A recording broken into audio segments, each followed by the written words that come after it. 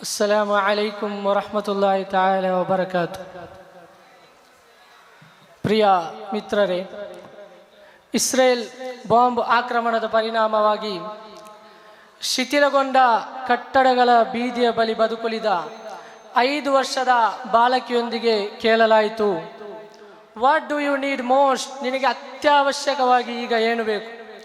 ಆ 5 ವರ್ಷದ ಕಂದಮ್ಮ ನೀಡಿದ ಉತ್ತರ ಇಡೀ ಜಗತ್ತೇ ಪಾಠ ಕಲಿಯುವ ರೀತಿ ಇತ್ತು. ಕಾರಣ ಆ ಮಗು ತನ್ನ ಸ್ವಂತ ತಾಯಿಯನ್ನು ಕೇಳಲಿಲ್ಲ, ತನ್ನ ಸ್ವಂತ ತಂದೆಯನ್ನೂ ಕೂಡ ಕೇಳಲಿಲ್ಲ. ಬದಲಾಗಿ ಆ ಮಗು ಕೇಳಿದ್ದು, ನನಗೆ ಒಂದಿಷ್ಟು ಆಹಾರವಿದ್ದರೆ ನೀಡಿ, ನನಗೆ ಒಂದು ತುತ್ತು ಆಹಾರವಿದ್ದರೆ ನೀಡಿ ಎಂದಾಗಿತ್ತು ಆ ಮಗುವಿನ ಉತ್ತರ. UNEP ವರದಿಯ ಪ್ರಕಾರ ಭಾರತೀಯರಾದ ನಾವು ವರ್ಷಕ್ಕೆ 78.2 ಮಿಲಿಯನ್ನಷ್ಟು ಆಹಾರವನ್ನು ಪೋಲು ಮಾಡುತ್ತಿದ್ದೇವೆ. ಜಾಗತಿಕ ಮಟ್ಟದಲ್ಲಿ ನೋಡುವಾಗ 1.2 ಬಿಲಿಯನ್ ಟನ್ನಷ್ಟು ಆಹಾರ ಪೋಲಾಗುತ್ತಿದೆ. ಈ ಎಲ್ಲ ಸಂದರ್ಭದಲ್ಲಿ ಫೆಲಸ್ತೀನ್ ನರಮೇಧ ನಮಗೆ ಕಲಿಸಿಕೊಡುವುದು ಆಹಾರವನ್ನು ಪೋಲು ಮಾಡಬೇಡಿರಿ ಎಂಬ ದೊಡ್ಡ ಸಂದೇಶವನ್ನಾಗಿದೆ. ಪ್ರೀತಿಯ ಸಹೋದರರೇ, 1948ರ ಭೂಪಟವನ್ನೊಮ್ಮೆ ಬಿಚ್ಚಿ ನೋಡಿದರೆ ಇಸ್ರೇಲ್ ಎಂಬ ಸಣ್ಣ ನಾಡನ್ನು ಕೂಡ ನಮಗೆ ಕಾಣಲು ಸಾಧ್ಯವಾಗುವುದಿಲ್ಲ.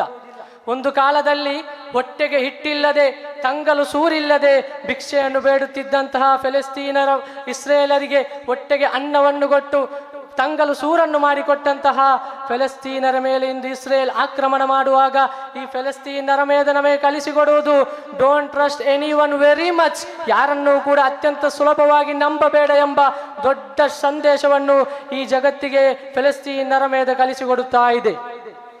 ಯುದ್ಧಗಳು ಇಲ್ಲಿ ಸಹೋದರತೆ ಆಶಯವನ್ನು ತುಲನೆ ಮಾಡಲು ಸಾಧ್ಯವೇ ಇಲ್ಲ ಎಂಬ ಲಿಯೋ ಟಾಲ್ಸ್ಟಾಯ್ ಅವರ ಮಾತುಗಳಂತೆ ನಾವು ಇಂದಿನ ಎಲ್ಲ ಯುದ್ಧಗಳು ಅಲ್ಲಿನ ಸಾಮಾಜಿಕವಾಗಿಯೂ, ಆರ್ಥಿಕವಾಗಿಯೂ, ಶೈಕ್ಷಣಿಕವಾಗಿಯೂ ಭಾರೀ ಗಾತ್ರದ ಭೀಕರ ಪರಿಣಾಮವನ್ನು ಬೀರುತ್ತಾ ಬಂದಿದೆ. ನಮಗೊತ್ತಿದೆ, ಯುದ್ಧದ ಸಂದರ್ಭ ನಾಡು ಬಿಟ್ಟು ಹೋಗಬೇಕಾಗಿ ಬಂದಂತಹ ಚೆಕೋಸ್ಲೋವೇಕಿಯನ್ ಪೌರನಗತೆ. ಆತ ಅಲ್ಲಿನ ಗಡಿಗೆ ತಲುಪಿದಾಗ ಅಲ್ಲಿನ ಇಮಿಗ್ರೇಷನ್ ಆಫೀಸರ್ಸ್ ಆತನೊಂದಿಗೆ ಕೇಳುತ್ತಾರೆ, ಒಂದು ಗ್ಲೋಬನ್ನು ನೀಡಿ, ನಿನಗೆ ಯಾವ ದೇಶಕ್ಕೆ ಹೋಗಬೇಕು ಎಂದು. ಬೇರೆ ದೇಶಗಳ ಕುರಿತು ಒಂದು ಅಲ್ಪವೂ ಜ್ಞಾನವಿಲ್ಲದ ಆತ ಬೇರೆ ಗ್ಲೋಬ್ ಇದೆ ಎಂದು ಕೇಳಿದ್ದಾನೆ. ಈ ರೀತಿಯಾದ ಆರಕ್ಷಣಾ ಅವಸ್ಥೆ ಪ್ರತಿಯೊಂದು ಯುದ್ಧಗಳು ಇಲ್ಲಿ ಸೃಷ್ಟಿಸುತ್ತಾ ಇದೆ ಎಂಬುದು ವಾಸ್ತವ. ಫೆಲಸ್ತೀನ್ ನರಮೇಧದಿಂದ ನಾವು ಕಲಿಯಬೇಕಾದಂತಹ ಮತ್ತೊಂದು ದೊಡ್ಡ ಪಾಠವೇನೆಂದರೆ ಈಮಾನ್. ಅವರ ಈಮಾನಿನ ಪ್ರಭೆಯಿಂದ ನಾವು ಹಲವಾರು ವಿಚಾರಗಳನ್ನು ನಮ್ಮ ಮೈಗೂಡಿಸಿಕೊಳ್ಳಬೇಕಾಗಿದೆ. ಇಸ್ರೇಲ್ ಆಕ್ರಮಣ ಮಾಡುವ ಸಂದರ್ಭದಲ್ಲಿ ಫೆಲಸ್ತೀನ್ ಜನರು ಹೇಳುವ ಮಾತು, ನಿಮಗೆ ನಮ್ಮನ್ನು ಕೊಂದು ಹಾಕಬಹುದು, ಆದರೆ ನಮ್ಮ ಮನಸ್ಸಿನಲ್ಲಿ ಅಂಟಿರುವಂತಹ, ಅಚ್ಚಳಿಯದೆ ಉಳಿದಿರುವಂತಹ ಈಮಾನಿನ ಪ್ರಭೆಯ ಒಂದಲ್ಪ ಕಿಡಿಯನ್ನು ನಿಮ್ಮಿಂದ ಕದಲಿಸಲು ಸಾಧ್ಯವಿಲ್ಲ ಎಂದು ಫೆಲಸ್ತೀನ ಜನರು ಹೇಳುತ್ತಾ ಬಂದಿದ್ದಾರೆ. 2023ರ ವೇಳೆ ಇಸ್ರೇಲ್ ಆಕ್ರಮಣ ಮಾಡುವಾಗ 2 ಉದ್ದೇಶವನ್ನು ಹೊಂದಿತ್ತು. ಒಂದು, ಫೆಲಸ್ತೀನನ್ನು ಸರ್ವನಾಶ ಮಾಡುವುದು, ಮತ್ತೊಂದು ತಮ್ಮ 20 ಒತ್ತೆಯಾಳುಗಳನ್ನು ಬಿಡುಗಡೆಗೊಳಿಸುವುದು. ಆದರೆ 2025ರ ಕೊನೆಯಲ್ಲಿ ನಾವು ಕಾಣುವುದೇನು? ತಮ್ಮ 20 ಒತ್ತೆಯಾಳುಗಳನ್ನು ಬಿಡುಗಡೆಗೊಳಿಸಲಾಗದೆ ಫೆಲಸ್ತೀನ 2,000 ಜನರನ್ನು ಬಿಡುಗಡೆಗೊಳಿಸಬೇಕಾಗಿ ಬಂತು. ಮಾತ್ರವಲ್ಲ, ಫೆಲಸ್ತೀನ್ ಎಂಬ ನಾಡನ್ನು ಸರ್ವನಾಶವೂ ಕೂಡ ಮಾಡಿದ್ದಾರೆ. ನಾಶಗೊಂಡ ಈ ಫೆಲಸ್ತೀನನ್ನು ಪುನರ್ ನಿರ್ಮಿಸಲು $70 ಶತಕೋಟಿ ಅಧಿಕ ವೆಚ್ಚ ತಗುಲಲಿದ್ದು, ಇದನ್ನು ಪುನರ್ ನಿರ್ಮಿಸಲು ಹಲವಾರು ದಶಕಗಳೇ ಬೇಕಾಗಬಹುದು ಎಂದು ವಿಶ್ವಸಂಸ್ಥೆಯ ಆರೋಗ್ಯ ಮತ್ತು ಅಭಿವೃದ್ಧಿ ಇಲಾಖೆ UNCTODಯ ನೂತನ ವರದಿಯಿಂದ ನಮಗೆ ತಿಳಿಯಲು ಸಾಧ್ಯವಾಗುತ್ತದೆ. ಮಾತ್ರವಲ್ಲ, war does not determine who is right, only who is left. ಯುದ್ಧ ಯಾರು ಸರಿ ಎಂಬುದನ್ನು ನಿರ್ಧರಿಸುವುದಿಲ್ಲ, ಬದಲಾಗಿ ಇಲ್ಲಿ ಯಾರು ಬಾಕಿ ಉಳಿದಿದ್ದಾರೆ ಎಂಬ ಆಶಯವನ್ನು ಮಾತ್ರ ಈ ಲೋಕಕ್ಕೆ ಸಾರುತ್ತದೆ ಎಂಬ ಬರ್ಟ್ರಾಂಡ್ ರಸ್ಸಲ್ ರವರ ಮಾತುಗಳೊಂದಿಗೆ ನನ್ನ ಮಾತುಗಳಿಗೆ ವಿರಾಮ. ಅಸ್ಸಲಾಮು ಅಲೈಕುಂ ವರಹಮತುಲ್ಲಾಹಿ ತಾಲಾ ವಬರಕಾತು. ಅಲೈಕುಂ ವರಹಮತುಲ್ಲಾಹಿ ವಬರಕಾತು. ಬಿಸ್ಮಿಲ್ಲಾಹಿರ್ ರಹಮಾನಿರ್ ರಹೀಮ್. ಅಲ್ಹಮ್ದುಲಿಲ್ಲಾಹಿ ರಬ್ಬಿಲ್ ಆಲಮೀನ್. الصلاة والسلام على أشرف المرسلين وعلى آله وصحبه أجمعين أما بعد. ಪ್ರೀತಿಯ ಸಹೋದರ ಮಿತ್ರರೇ, ಮಾದಕ ವ್ಯಸನದ ವಿಚಾರವಾಗಿ ಮಾತನಾಡುವಾಗ ಮಾದಕ ವ್ಯಸನ ಎಂಬುದು ಕೇವಲ ಒಬ್ಬನ ಸಮಸ್ಯೆಯಲ್ಲ, ಒಂದು ಕುಟುಂಬದ, ಒಂದು ಸಮಾಜದ ಸಮಸ್ಯೆಯಾಗಿದೆ. ಒಬ್ಬಾತ ತನ್ನ ಒಂದು ಕ್ಷಣದ ಸುಖಕ್ಕೆ ಬೇಕಾಗಿ ಮಾದಕ ವ್ಯಸನವನ್ನು ಸೇವಿಸಿ ತನ್ನ ಶರೀರದ ಆರೋಗ್ಯವನ್ನು ತನ್ನ ಕುಟುಂಬದ ಶಾಂತಿಯನ್ನು ಕಳೆಯುವಂತಹ, ತನ್ನ ಪರಿಸರದಲ್ಲಿರುವ ಸಮಾಜದ ಯುವಕರನ್ನು ದಾರಿ ತಪ್ಪಿಸುವಂತಹ ಒಂದು ಮಹಾ ಸಾಂಕ್ರಾಮಿಕ ರೋಗವಾಗಿದೆ. ಆದ್ದರಿಂದಲೇ ಮಹಾತ್ಮ ಗಾಂಧೀಜಿ ತನ್ನ ಕೊನೆಯುಸಿರಿನ ಸಂದರ್ಭದಲ್ಲಿ ಗುಂಡೇಟಿಗೆ ಬಲಿಯಾದಾಗ ಕುಸಿದು ಬಿದ್ದ ಗಾಂಧೀಜಿ 35 ಕೋಟಿ ಭಾರತೀಯರೊಂದಿಗೆ ಹೇಳಿದಂತಹ ಮಾತು, ಆಲ್ಕೋಹಾಲ್ ಇಸ್ ದಿ ಪಾಯ್ಸನ್. ಮದ್ಯಪಾನ, ಮಾದಕ ವ್ಯಸನ, ಅಮಲು ಪದಾರ್ಥಗಳು ಅದು ವಿಷವಾಗಿದೆ, ಅದನ್ನು ಸೇವಿಸಬಾರದು ಎಂದು 35 ಕೋಟಿ ಭಾರತೀಯರೊಂದಿಗೆ ತನ್ನ ಕೊನೆಯ ಕ್ಷಣದಲ್ಲಿ ಮಹಾತ್ಮ ಗಾಂಧೀಜಿ ಹೇಳಿರಬೇಕಾದರೆ ಅಷ್ಟು ಕೂಡ ಅಪಾಯಕಾರಿಯಾದಂತಹ ಒಂದು ಸಾಂಕ್ರಾಮಿಕ ರೋಗವಾಗಿದೆ ಮಾದಕ ವ್ಯಸನ ಎಂಬುದು. ಇದಕ್ಕೆ ಕೇವಲ ಕಾನೂನು ಮಾತ್ರ ಪರಿಹಾರವೇ ಎಂದು ಕೇಳುವುದಾದರೆ ಕಾನೂನು ಮಾತ್ರ ಪರಿಹಾರವಲ್ಲ. ಕಾನೂನಿನಿಂದ ಶಿಕ್ಷೆಗಳಿದೆ. ಕಾನೂನು ಕೇವಲ ಭಯದಿಂದ ಮಾತ್ರವಾಗಿದೆ. ಕಾರಣ ಮಾದಕ ವ್ಯಸನ ಎಂಬುದು ಅದು ಮನೆಗಳಲ್ಲಿ, ಸ್ನೇಹ ವಲಯಗಳಲ್ಲಿ, ಸಮಾಜದ ಮೌನದ ನಡುವೆಯಾಗಿದೆ ಬೆಳೆಯುವುದು. ಮಾದಕ ವ್ಯಸನ ಕಾನೂನು ವಿರೋಧಿಸಿ ಮಾತ್ರ ಸಾಕಾಗಲ್ಲ, ಸಾಮಾಜಿಕವಾಗಿ ಕಂಡವರು ಅದನ್ನು ಖಂಡಿತವಾಗಿ ವಿರೋಧಿಸಬೇಕಾಗಿದೆ. ಅದು ಮತ್ತೊಂದು ಮನೆಯಲ್ಲಿ ನಡೆಯುವುದು, ಅದು ನನ್ನ ಮನೆಯಲ್ಲ, ಅದು ಆ ಊರಿನಲ್ಲಿ, ಅದು ಆ ಮನೆಯಲ್ಲೇ ಎಂದು ಹೇಳಿ, ಅದು ಅವರಿಗೆ ಬಿಟ್ಟದು ಎಂದು ಹೇಳಿ ಸುಮ್ಮನೆ ಕುಳಿತುಕೊಳ್ಳುವುದಾದರೆ ಖಂಡಿತವಾಗಿಯೂ ಒಂದಲ್ಲ ಒಂದು ದಿನ ನಮ್ಮ ಮನೆ ಬಾಗಿಲಿಗೆ ಬಂದು ಮುಟ್ಟುತ್ತದೆ ಎಂದು ಹೇಳಲು ಯಾವುದೇ ಸಾಧ್ಯವಿಲ್ಲ. ಯಾವಾಗ ನಮ್ಮ ಮನೆ ಬಾಗಿಲಿಗೆ ಬಂದು ಮುಟ್ಟುತ್ತದೆ ಎಂದು ಹೇಳಲು ಸಾಧ್ಯವಿಲ್ಲ. ಈ ರೀತಿ ಸುಮ್ಮನೆ ಕುಳಿತುಕೊಂಡು ವಿರೋಧಿಸದೇ ಇದ್ದಲ್ಲಿ ಅಮೆರಿಕ ಅಧ್ಯಕ್ಷನಾಗಿದ್ದಂತಹ ಬರಾಕ್ ಒಬಾಮಾ ಅಮೆರಿಕಾದಲ್ಲಿ ಅಧ್ಯಕ್ಷನಾಗಿದ್ದಂತಹ ಕಾಲದಲ್ಲಿ ನಡೆದಂತಹ ಘಟನೆ ನಮ್ಮ ನಾಡಿನಲ್ಲಿ, ನಮ್ಮ ಊರಿನಲ್ಲಿ ನಡೆಯಲು ತುಂಬಾ ಸಮಯ ಬೇಕಾಗಿಲ್ಲ. ಅಮೆರಿಕನ್ ಅಧ್ಯಕ್ಷ ಬರಾಕ್ ಒಬಾಮಾ ಅಮೆರಿಕದಲ್ಲಿ ಅಧ್ಯಕ್ಷನಾಗಿದ್ದಂತಹ ಕಾಲದಲ್ಲಿ ಅಲ್ಲಿನ ಕಾಲೇಜಿನ 20 ವರ್ಷದ ವಿದ್ಯಾರ್ಥಿ ಮಾದಕ ವ್ಯಸನವನ್ನು ಸೇವಿಸಿ 30 ಮನುಷ್ಯರನ್ನು ಕೊಲೆ ಮಾಡಿ ಹಾಕ್ತಾನೆ. ಆ 30 ಮನುಷ್ಯರ ಮೃತದೇಹಗಳನ್ನು ಪರಿಶೀಲಿಸಿ ನೋಡಿದಾಗ ಆತನ ತಾಯಿಯ ಮೃತದೇಹ ಆ ಶವಗಳಲ್ಲಿತ್ತು. ಆತನನ್ನು ಮನುಷ್ಯನನ್ನಾಗಿ ಮಾಡಿದಂತಹ ಶಿಕ್ಷಕರ ಮೃತದೇಹ ಕೂಡ ಆ ಶವಗಳಲ್ಲಿತ್ತು. ಆದ್ದರಿಂದ ಅಂತಹ ಘಟನೆಗೆ ಅಮೆರಿಕ ಸಾಕ್ಷಿಯಾದಾಗ ಬರಾಕ್ ಒಬಾಮಾ ಅಮೆರಿಕದ ಜನರನ್ನುದ್ದೇಶಿಸಿ ಪ್ರಭಾಷಣ ಮಾಡಿದರು. Who will protect youth generation, ನಮ್ಮ ಯುವಕರನ್ನು ಸಂರಕ್ಷಿಸಲು, ನಮ್ಮ ಯುವಕರನ್ನು ಕಾಯಲು ಯಾರಿದ್ದಾರೆ ಎಂದು ಅಮೆರಿಕನ್ ಅಧ್ಯಕ್ಷ ಬರಾಕ್ ಒಬಾಮಾ ಆ ರೀತಿಯ ಪ್ರಭಾಷಣ ಮಾಡಿರಬೇಕಾದರೆ ಈ ರೀತಿಯ ಘಟನೆ ನಮ್ಮ ನಾಡಿಗೆ, ನಮ್ಮ ಮನೆಗೆ ಯಾವಾಗ ಬಂದು ಬಿಡುತ್ತದೆ ಎಂದು ಹೇಳಲು ಸಾಧ್ಯವಿಲ್ಲ. ಆದ್ದರಿಂದ ಖಂಡಿತವಾಗಿಯೂ ಈ ರೀತಿ ಮಾಡುವವರಿಗೆ ಖಂಡಿತವಾಗಿಯೂ ವಿರೋಧಿಸಬೇಕಾಗಿದೆ ಎಂಬ ವಿಚಾರವನ್ನು ಮಾತ್ರ ನಿಮ್ಮ ಮುಂದಿಡುತ್ತಾ ನನ್ನ ಮಾತಿಗೆ ಕಡಿವಾಣ. ವಆಖಿರು ದಅವಾನಾ ಅನಿಲ್ ಹಮ್ದುಲಿಲ್ಲಾಹಿ ರಬ್ಬಿಲ್ ಆಲಮೀನ್. ಅಸ್ಸಲಾಮು ಅಲೈಕುಂ ವರಹ್ಮತುಲ್ಲಾಹಿ ವಬರಕಾತುಹು. ಅಸ್ಸಲಾಮು ಅಲೈಕುಂ ವರಹ್ಮತುಲ್ಲಾಹ್. ಬಿಸ್ಮಿಲ್ಲಾಹಿ ಅಸ್ಸಲಾತು ವಸ್ಸಲಾಮು ಅಲಾ ಅಶ್ರಫಿಲ್ ಮುರ್ಸಲೀನ್ ವಅಲಾ ಆಲಿಹಿ ವಸಹಬಿಹಿ ಅಜ್ಮഈನ್. ಅಮ್ಮಾ ಬಅದ್. ಗೌರವಾನ್ವಿತ ಗುರು ಹಿರಿಯರೇ ಹಾಗೂ ನನ್ನ ಪ್ರೀತಿಯ ಸನ್ಮಿತ್ರರೇ, ಎಲ್ಲರಿಗೂ ವಂದನೆಯನ್ನು ಅರ್ಪಿಸುತ್ತಾ ಈ ಗಾಂಭೀರ್ಯ ಚಿತ್ತ ವೇದಿಕೆಯಲ್ಲಿ ನನ್ನಲ್ಲಿ ಅರ್ಪಿತವಾದ ವಿಷಯ ಮಾದಕ ವ್ಯಸನ ಸಾಮಾಜಿಕ ಪ್ರತಿಪಾದಕವೇ ಪರಿಹಾರ. ಪೀಠಿಕೆಗಳಿಗೆ ಪ್ರವೇಶಿಸದೆ ನೇರವಾಗಿ ನನ್ನ ಮಾತುಗಳಿಗೆ ನಾನು ಪ್ರವೇಶಿಸುತ್ತಿದ್ದೇನೆ. ಜಾಗತಿಕ ಮಟ್ಟದಲ್ಲಿ ಮಾದಕ ವ್ಯಸನವು ಆಧುನಿಕ ಜಗತ್ತು ಎದುರಿಸುತ್ತಿರುವಂತಹ ಅತ್ಯಂತ ಜಟಿಲವಾದ ಸಮಸ್ಯೆಯಾಗಿದೆ. ಒಂದು ಅರ್ಥದಲ್ಲಿ ಹೇಳಬೇಕಾದರೆ ಮಾದಕ ವ್ಯಸನಗಳಿಗೆ ಜನರು ಭಾಗಿಯಾಗಿ ಅದರಿಂದ ನಷ್ಟ ಹೊಂದಿ ಹೋದ ಮನುಷ್ಯ ರಾಶಿಗಳನ್ನು ಹೇಳಿ ಮುಗಿಸಲು ಸಾಧ್ಯವೇ ಇಲ್ಲ. ಅಷ್ಟು ದೊಡ್ಡ ದುಷ್ಪರಿಣಾಮವನ್ನಾಗಿದೆ ಮಾದಕ ವ್ಯಸನವು ಈ ಸಮಾಜಕ್ಕೆ ನೀಡುತ್ತಿರುವುದು. ಈ ದೇಶದಲ್ಲಿ ಇವತ್ತು ನಡೆಯುತ್ತಿರುವಂತಹ 40%, 70% ಬರುತ್ತಿರುವಂತಹ ಅತ್ಯಾಚಾರ, ಅನಾಚಾರ, ಅಶ್ಲೀಲತೆಗಳು ಹಾಗೂ ಅಕ್ರಮ ಅಪಘಾತ, ಅನಾರೋಗ್ಯಗಳಿಗೆ ಮುಖ್ಯವಾದ ಕಾರಣವಾಗುತ್ತಿರುವುದು ಮಾದಕ ವ್ಯಸನಗಳ ಉಪಯೋಗಗಳಾಗಿವೆ ಎಂಬುದರಲ್ಲಿ ಎರಡು ಮಾತುಗಳಿಲ್ಲ. ಈ ವರ್ತಮಾನ ಕಾಲದಲ್ಲಿ ಭವಿಷ್ಯದ ಪೀಳಿಗೆಗಳಾದಂತಹ ಯುವಕರು ಯೌವನದ ಬಿಸಿ ರಕ್ತವನ್ನು ಧೂಮಪಾನ, ಮದ್ಯಪಾನ, ಡ್ರಗ್ಸ್ಗಳಂತಹ ಅಮಲು ಪದಾರ್ಥಗಳಿಂದ ತಮ್ಮ ಜೀವನವನ್ನು ವ್ಯರ್ಥ ಮಾಡುತ್ತಿದ್ದಾರೆ. ಪ್ರವಾದಿ ಸಲ್ಲಲ್ಲಾಹು ಅಲೈಹಿ ವಸಲ್ಲಮರ ಬದುಕುಗಳು ನಮ್ಮ ಸಮಸ್ಯೆಗಳಿಗೆ ಪರಿಹಾರವಾಗಿದೆ. ಇಜ್ತನಿಬುಲ್ ಖಮ್ರ ಫಇನ್ನಹಾ ಮಿಫ್ತಾಹು ಕುಲ್ಲಿ ಶರ್. ನೀವು ಮದ್ಯಪಾನವನ್ನು ತ್ಯಜಿಸಿರಿ, ಅದು ಎಲ್ಲ ಪಾಪಗಳ ಕೀಲಿಕೈ ಎಂದಾಗಿದೆ. ಪ್ರವಾದಿ ಪೈಗಂಬರ್ ಸಲ್ಲಲ್ಲಾಹು ಅಲೈಹಿ ವಸಲ್ಲಮರು 16ನೇ ಶತಮಾನದಲ್ಲಿ ಅರೇಬಿಯಾಕ್ಕೆ ಬರುವ ಸಂದರ್ಭ ಅಂದಿನ ಅರಬಿಗಳು ಮದ್ಯವನ್ನು ಜೀವನದ ಅವಿಭಾಜ್ಯ ಅಂಗವೆಂದು ಕಂಡಿದ್ದರು. ಮಾತ್ರವಲ್ಲ, ಮರಣದ ಬಳಿಕವೂ ಕೂಡ ಮದ್ಯ ಹೀರಬೇಕೆಂಬ ಮಹಾದಾಸೆಯಿಂದ ಮಧುರಾಕ್ಷಿಯ ಮರದಡಿಯಲ್ಲಿ ಮರಮಾಚಬೇಕೆಂಬ ಮೂದನಿಸುತ್ತಿದ್ದ ಮನುಷ್ಯ ಕುಲಗಳ ಮುಂದೆಯಾಗಿದೆ ಕುರ್ಆನ್ ಸೂಕ್ತ ಅವತೀರ್ಣಗೊಳ್ಳುವುದು. ಇನ್ನಮಲ್ ಖಮ್ರು ವಲ್ ಮೈಸಿರ್ ವಲ್ ಅನ್ಸಾಬ್ ವಲ್ ಅಜ್ಲಾಮು ರಿಜ್ಸುಮ್ ಮಿನ್ ಅಮಲಿ ಶೈತಾನ್ ಫಜ್ತನಿಬೂಹ್. ಅಮಲು ಪದಾರ್ಥಗಳು ಮನುಷ್ಯನನ್ನು ಪಿಶಾಚಿಯನ್ನಾಗಿ ಮಾಡಿಬಿಡುತ್ತದೆ, ಅದನ್ನು ನೀವು ತ್ಯಜಿಸಿರಿ ಎಂದಾಗಿದೆ. ಮದ್ಯದ ಅಮಲಿನಲ್ಲಿ ತೇಲಾಡುತ್ತಿದ್ದ ಅರೇಬಿಯನ್ ಜನಾಂಗವು 15ನೇ ಶತಮಾನದಲ್ಲಿ ಅರೇಬಿಯನ್ ಜನಾಂಗವು ಮದ್ಯವನ್ನು ಬೀಪಾಯಿ ಹರಿಯುವಂತೆ ಮಾಡಲು ಅವರಿಗೆ ಸಾಧ್ಯವಾಯಿತು. ಆದರೆ ಆಧುನಿಕ ಜಗತ್ತು ಕೆಟ್ಟು ಹೋಗುತ್ತಾ ಇದೆ. ಅಮೆರಿಕನ್ ಸಂಯುಕ್ತ ರಾಷ್ಟ್ರಗಳೆಲ್ಲವೂ ಸೇರಿ 1920ರಲ್ಲಿ ಮದ್ಯಪಾನದ ದುಷ್ಪರಿಣಾಮವನ್ನು ಅರಿತುಕೊಂಡು ಮದ್ಯಪಾನವನ್ನು ನಿಷೇಧವನ್ನು ಸಾರಿತು. ಆದರೆ 4 ವರ್ಷಗಳಲ್ಲಿ ಈ ನಿಷೇಧ ಕಾಯ್ದೆಯನ್ನು ಹಿಂಪಡೆಯಬೇಕಾಯಿತು. ಇತ್ತೀಚಿನ ದಿನಗಳಲ್ಲಿ ಮಾದಕ ವ್ಯಸನಗಳ ಪರಿಣಾಮಗಳಿಂದಾಗಿ ತಂದೆ, ತಾಯಿ, ಪತ್ನಿ, ಸಹೋದರಿ ಎನ್ನದೆ ದೌರ್ಜನ್ಯಕ್ಕೆ ಒಳಗಾಗುತ್ತಿರುವುದು ಖೇದಕರವಾದ ಸಂಗತಿಯಾಗಿದೆ.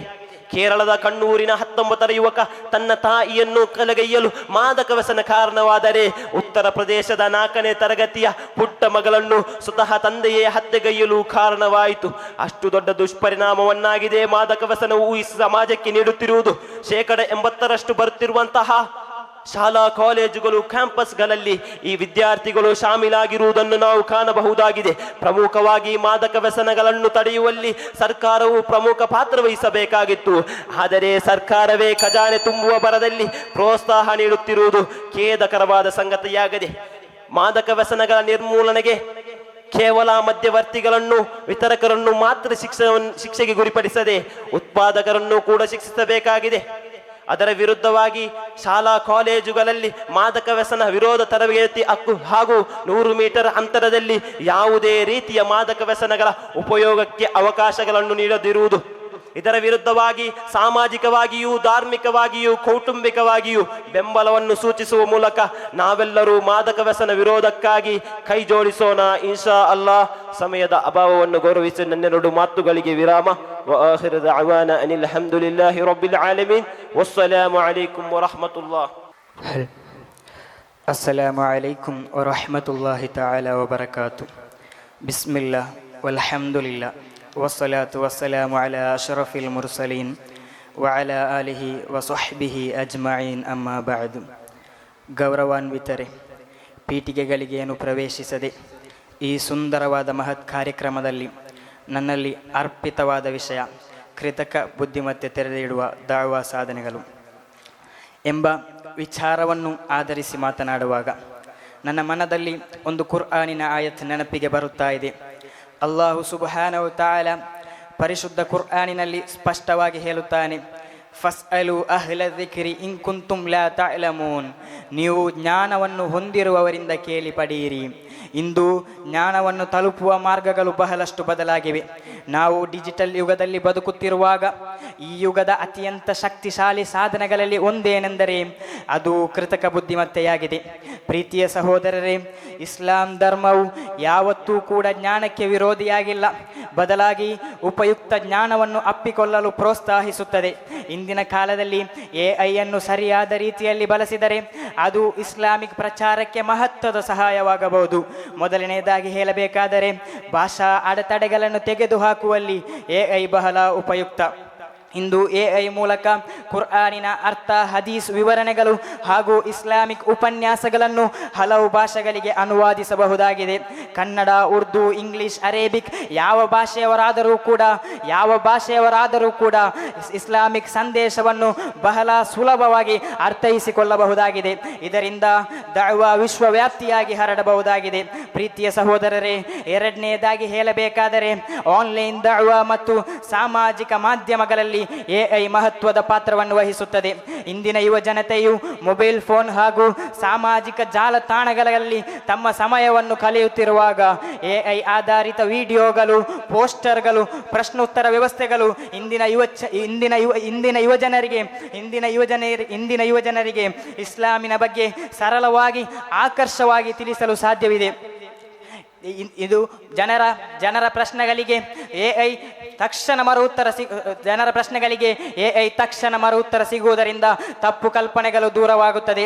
ಮೂರನೇದಾಗಿ ಹೇಳಬೇಕಾದರೆ ಇಸ್ಲಾಮಿಕ್ ಅಧ್ಯಯನ ಮತ್ತು ಸಂಶೋಧನೆಯಲ್ಲಿ ಎಐ ಸಹಾಯಕವಾಗುತ್ತದೆ.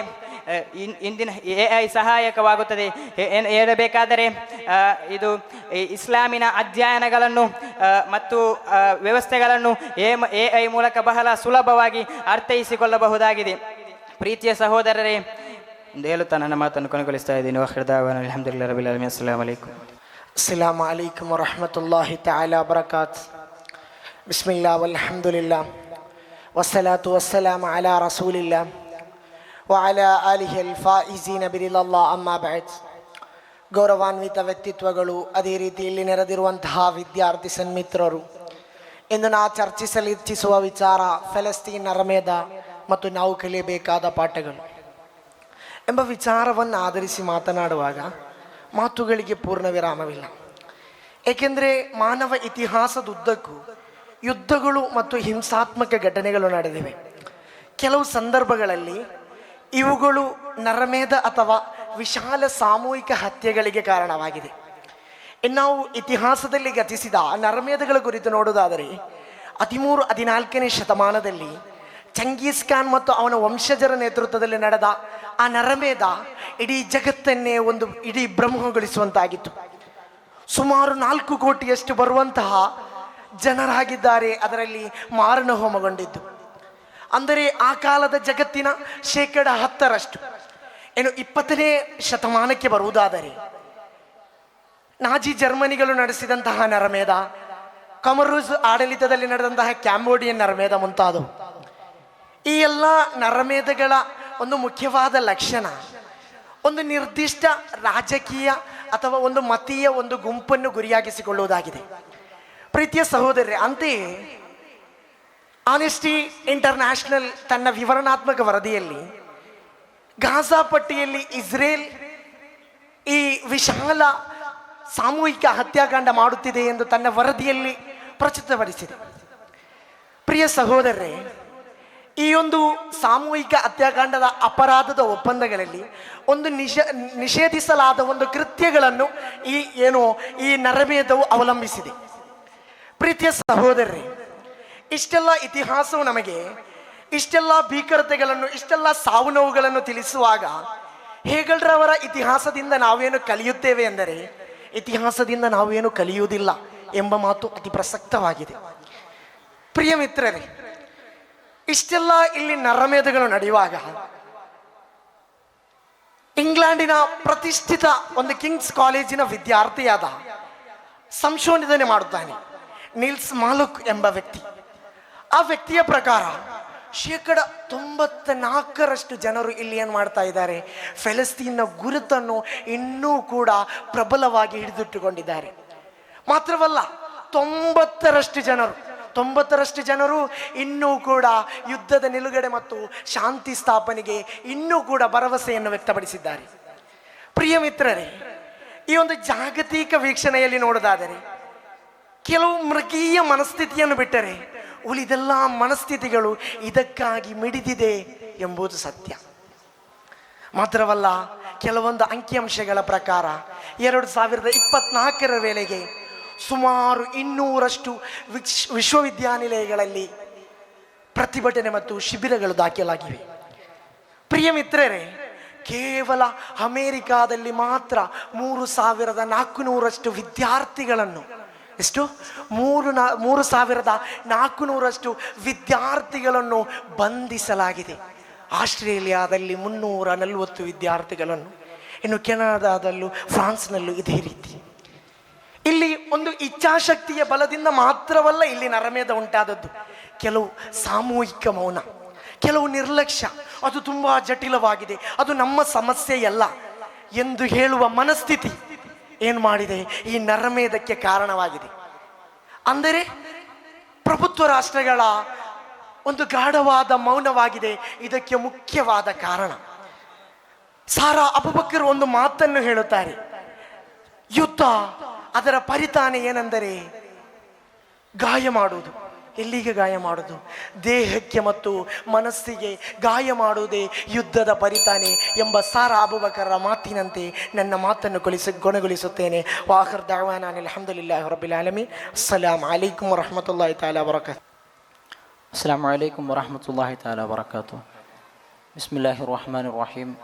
ಅಲ್ಹಮ್ದುಲಿಲ್ಲಾಹಿ ರಬ್ಬಿಲ್ ಆಲಮೀನ್. ಅಸ್ಸಲಾತು ವಸ್ಸಲಾಮು ಅಲಾ ಅಶ್ರಫಿಲ್ ಮುರ್ಸಲೀನ್ ವಅಲಾ ಆಲಿಹಿ ವಸಹ್ಬಿಹಿ ಅಜ್ಮഈನ್. ಅಮ್ಮಾ ಬಅದ್. ಗೌರವಾನ್ವಿತ ಗುರು ಹಿರಿಯರು ಹಾಗೂ ಭವಿಷ್ಯಗಳಾಗಿರುವಂತಹ ನೆಚ್ಚಿನ ಸಹಪಾಠಿ ಮಿತ್ರರು, ಚುನಾವಣಾ ಫಲಿತಾಂಶ ಮತ್ತು ಭಾರತೀಯ ಮತದಾರರ ಮನಸ್ಥಿತಿ ಎಂಬಂತಹ ವಿಚಾರದ ಕುರಿತು ಮಾತನಾಡುವಾಗ ಚುನಾವಣೆಯ ಹಿನ್ನೆಲೆಗಳನ್ನು ಅರಿತುಕೊಳ್ಳುವುದು ಅನಿವಾರ್ಯ ಎಂದನ್ನಿಸುತ್ತದೆ. 1951ರಲ್ಲಿ ಈ ಭಾರತದಲ್ಲಿ ಮೊದಲ ಚುನಾವಣಾ ಪದ್ಧತಿ ಆರಂಭಗೊಂಡಾಗ ಭಾರತೀಯರ ಸಂಖ್ಯೆ 40 ಕೋಟಿ. ಇದರಲ್ಲಿ 30 ಕೋಟಿ ಭಾರತೀಯರು ಅನಕ್ಷರಸ್ಥರಾಗಿದ್ದರು. ಚುನಾವಣೆಯ ಬಗ್ಗೆ ತಿಳುವಳಿಕೆ ಇಲ್ಲದ, ತಾನು ಆರಿಸಬೇಕಾದಂತಹ ಅಭ್ಯರ್ಥಿಯ ಹೆಸರನ್ನು ಕೂಡ ಓದಲಾಗದಂತಹ ಪರಿಸ್ಥಿತಿ. ಅಂದಿನ ಮತದಾರರನ್ನು ಮತದಾನದಲ್ಲಿ ಪ್ರೋತ್ಸಾಹಿಸುವ ಸಲುವಾಗಿ ಅಂದಿನ ಚುನಾವಣೆಯ ಆಯೋಗದ ಮುಖ್ಯಸ್ಥರಾಗಿರುವಂತಹ ಸುಕುಮಾರ್ ಸೇನ್ರವರು ಒಂದು ಹೊಸ ಪದ್ಧತಿಯನ್ನು ಜಾರಿಗೆ ತರುತ್ತಾರೆ. ಜಗತ್ತಿನಲ್ಲೇ ಇಲ್ಲದಂತಹ ಹೊಸ ಪದ್ಧತಿ. ಜನಸಾಮಾನ್ಯರು ತನ್ನ ನಿತ್ಯ ಜೀವನದಲ್ಲಿ ಉಪಯೋಗಿಸಿಕೊಳ್ಳುವಂತಹ ವಸ್ತುಗಳನ್ನೇ ಚಿಹ್ನೆಯನ್ನಾಗಿ ಬಳಸಿ ಅದರ ಮೂಲಕ ಮತದಾನ ಮಾಡುವಂತಹ ಪರಿಸ್ಥಿತಿ. ಇಷ್ಟು ದೀರ್ಘ ಇತಿಹಾಸವಿರುವಂತಹ ಭಾರತದಲ್ಲಿ 1951ರಿಂದ ಮತದಾನ ಪ್ರಾರಂಭವಾಯಿತು. ಕಳೆದ ದಶಕಗಳವರೆಗೂ ಚುನಾವಣೆಯಲ್ಲಾಗಿರಲಿ, ಚುನಾವಣಾ ಫಲಿತಾಂಶದಲ್ಲಾಗಿರಲಿ, ಚುನಾವಣಾ ಆಯೋಗದಲ್ಲಾಗಿರಲಿ ಜನರು ತಮ್ಮ ನಂಬಿಕೆಯನ್ನು ಕಳೆದುಕೊಂಡಿರಲಿಲ್ಲ. ಕಾರಣ, ಚುನಾವಣಾ ಆಯೋಗವೆಂದರೆ ಇಡೀ ದೇಶದಲ್ಲಿ ಅತಿ ದೊಡ್ಡ ನಂಬಿಕೆಯ ಕೇಂದ್ರ. ಆದರೆ ಕೆಲವು ದಶಕಗಳಲ್ಲಿ ಚುನಾವಣೆಯಲ್ಲಿ, ಚುನಾವಣಾ ಫಲಿತಾಂಶಗಳಲ್ಲಿ ಅಕ್ರಮಗಳು, ಅನಾಚಾರಗಳು ನಡೆಯುತ್ತಿರುವುದು ದಿನದಿಂದ ದಿನಕ್ಕೆ ಸಾಕ್ಷಿ ಆಧಾರದ ಮೇರೆಗೆ ಸಾಬೀತಾಗುತ್ತಿರುವಂತಹ ವಿಚಾರವಾಗಿದೆ. ಚುನಾವಣೆಗೆ ಬೇಕಾಗಿ ಪ್ರೋತ್ಸಾಹಿಸಬೇಕಾದಂತಹ, ಬೆಂಬಲಿಸಬೇಕಾದಂತಹ ಚುನಾವಣಾ ಆಯೋಗವೇ ರಾತ್ರೋರಾತ್ರಿ ಲಕ್ಷಗಟ್ಟಲೆ ಮತದಾರರ ಮತಗಳನ್ನು ಕಬಳಿಸುತ್ತಾ ಇವೆ. ಮಾತ್ರವಲ್ಲ, ನಿರ್ದಿಷ್ಟ ಪ್ರದೇಶಗಳಲ್ಲಿ, ಸೀಮಿತ ಪ್ರದೇಶಗಳಲ್ಲಿ ತಮ್ಮವರನ್ನು ಗೆಲ್ಲಿಸುವ ಸಲುವಾಗಿ, ಫಲಿತಾಂಶಗಳನ್ನು ತಮ್ಮೆಡೆಗೆ ಸೆಳೆಯುವ ಸಲುವಾಗಿ ಅದೆಷ್ಟೋ ಹೊಸ ಮತದಾರರನ್ನು ಸೇರ್ಪಡೆಗೊಳಿಸುವ ಮೂಲಕ, ನಕಲಿ ಮತದಾನಗಳನ್ನು ಮಾಡಿಸುವ ಮೂಲಕ ಫಲಿತಾಂಶಗಳನ್ನು ತನ್ನೆಡೆಗೆ ಸೆಳೆಯುತ್ತಿವೆ. ಕೆಲವೊಂದು ಉದಾಹರಣೆಗಳನ್ನು ನೋಡುವುದಾದರೆ, ಕಳೆದ 2024ರ ಚುನಾವಣೆಯಲ್ಲಿ ಬರೋಬ್ಬರಿ 50,000 ಹೊಸ ಮತದಾರರನ್ನು ಸೇರ್ಪಡೆಗೊಳಿಸಿದಂತಹ ನಮ್ಮ ಕೇರಳ ರಾಜ್ಯದ ತ್ರಿಶೂರ್ ಎಂಬಂತಹ ಜಿಲ್ಲೆಯನ್ನು ನಾವು ಉದಾಹರಣೆಗೆ ತೆಗೆದು ನೋಡುವುದಾದರೆ, ಈ 50,000 ಹೊಸ ಮತದಾರರ ವಿಳಾಸವನ್ನು ಪತ್ತೆ ಹಚ್ಚಿದಾಗ ಈ 50,000 ಹೊಸ ಮತದಾರರ ವಿಳಾಸ ಒಂದು ಪಾಳು ಬಿದ್ದಂತಹ ಒಂದು ಕಟ್ಟಡವಾಗಿತ್ತು ಎಂಬಂತಹ ವಾರ್ತೆಯನ್ನು ಅರಿತಂತಹ ಜನಮನಸ್ಥಿತಿ ಒಡೆದು ಚೂರಾಗಿ ಹೋಗಿತ್ತು. ಈ ಭಾರತ ಎತ್ತ ಕಡೆ ಸಾಗುತ್ತಿದೆ ಎಂದು ಕೂಡ ಚಿಂತಿಸಲು ಅಸಾಧ್ಯವಾಗಿತ್ತು. ಇನ್ನು ಹರಿಯಾಣದ ಕುರಿತು ನೋಡುವುದಾದರೆ, ಬರೋಬ್ಬರಿ 25 ಲಕ್ಷ ನಕಲಿ ಮತದಾನಗಳು. ಅದರಲ್ಲಿ ಒಂದೇ ಮನೆಯಲ್ಲಿ 80ಕ್ಕೂ ಅಧಿಕ ಮತದಾನಗಳು, ಒಂದೇ ಒಬ್ಬ ವ್ಯಕ್ತಿಗೆ 200ಕ್ಕೂ ಅಧಿಕ ಮತದಾನಗಳು, ಇನ್ನು ಒಂದೇ ID ಕಾರ್ಡ್ನಿಂದ 100ಕ್ಕೂ ಅಧಿಕ ಮತದಾನಗಳು. ಎಲ್ಲ ಅಕ್ರಮಗಳ ಕುರಿತು ಪ್ರತಿಪಕ್ಷಗಳು ವಿರೋಧವನ್ನು ಮಾಡಿ, ಸೆಮಿನಾರ್ ಮಾಡಿ, ಚುನಾವಣೆ ಆಯೋಗಕ್ಕೆ ಪತ್ರವನ್ನು ಬರೆದು ಕೂಡ ಪ್ರತ್ಯುತ್ತರಿಸದೆ ಈ ಚುನಾವಣೆ ಆಯೋಗ ಕಣ್ಣು ತೆರೆದು ಮಲಗಿಕೊಂಡಿದೆ. ಪ್ರೀತಿಯ ಸಹೋದರರೇ, ಇನ್ನೂ ಕೆಲವೊಂದು ಜನರು ತನ್ನ ಭವಿಷ್ಯವನ್ನು ನಿರೀಕ್ಷಿಸದೆ ಕೆಲವೊಂದು ಆಮಿಷಗಳಿಗೆ ಬಲಿಯಾಗಿ ಭವಿಷ್ಯ ಭಾರತವನ್ನು ಕಳೆದುಕೊಳ್ಳುತ್ತಿದ್ದಾರೆ. ಮತ್ತೊಂದೆಡೆ ತಾವು ನಿರೀಕ್ಷಿಸಿದಂತಹ ಪ್ರತಿಫಲಗಳು, ಫಲಿತಾಂಶಗಳು ಬರದೇ ಇದ್ದಾಗ ಚುನಾವಣೆಯಿಂದಲೇ ಹಿಂದೆ ಸರಿಯುವಂತಹ ಪರಿಸ್ಥಿತಿಯೂ ಕೂಡ ಎದುರಾಗಿದೆ. ಮಾತ್ರವಲ್ಲ ಪ್ರೀತಿಯ ಸಹೋದರರೇ, ಇದು ಭಾರತ.